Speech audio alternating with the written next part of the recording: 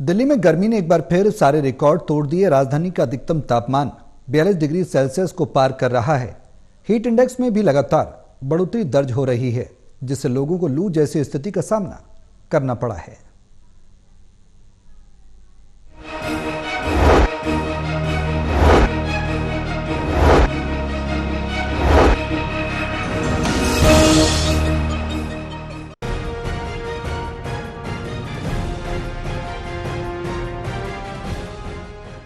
लगातार बढ़ रही गर्मी ने दिल्ली एनसीआर के लोगों की मुश्किलें बढ़ा दी हैं।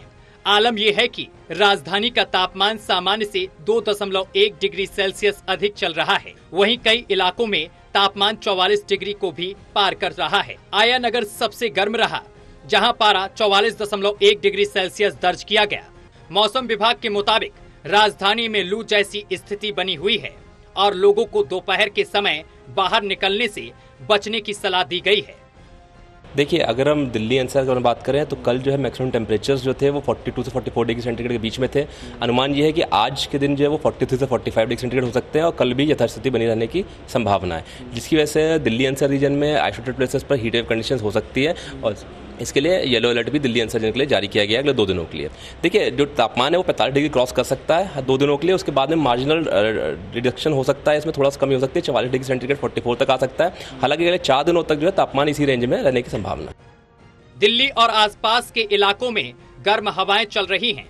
तेज गर्मी का असर सिर्फ बाहर ही नहीं बल्कि घरों और दफ्तरों में भी महसूस किया जा रहा है।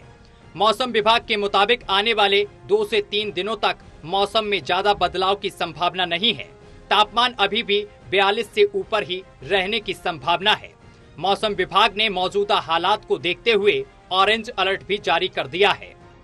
देखिए, जो भी ये एक्टिविटी होती है, थंडरस्टॉर्म एक्टिविटी होती है, इसके लिए कुछ सिनॉप्टिक कंडीशंस रिस्पॉन्सिबल होती है, ज़रूरत होती है जिसके लिए। तो अभी इधर बीच में कुछ खास ऐसी कंडीशन बन नहीं रही थी, जिसकी वजह से थंडरस्टॉर्म एक्टिविटी बहुत ज़्यादा नॉर्थ वेस्ट इंडिया में देखने को नहीं मिल रही थी।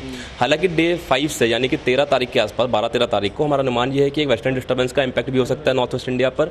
साथ साथ में मॉइस्चर का इंकर्जन भी होगा अरेबियन सी से और ईस्टर्ली विंड्स भी बे ऑफ बंगाल से आ रही हैं, जिसकी वजह से थंडरस्टॉर्म एक्टिविटी जो है वो 13 तारीख के आसपास है नॉर्थ वेस्ट इंडिया में देखने को मिल सकती है। देखिए, जो लू की जहाँ तक बात है, यानी कि इसको हम हीट वेव भी बोलते हैं, तो हीट वेव के लिए जो दिल्ली एनसीआर में हमारा अनुमान यही है कि अगले 2 दिनों के लिए हीट वेव कंडीशंस हो सकती है।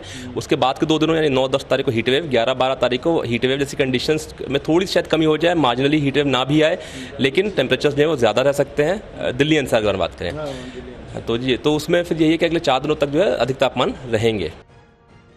दिल्ली वासियों के लिए यह गर्मी बेहाल कर देने वाली है। मौसम विभाग ने लोगों से दिन के समय धूप में बाहर ना निकलने और पर्याप्त पानी पीने की अपील की है। Pranay Sharma, Total TV News, Delhi.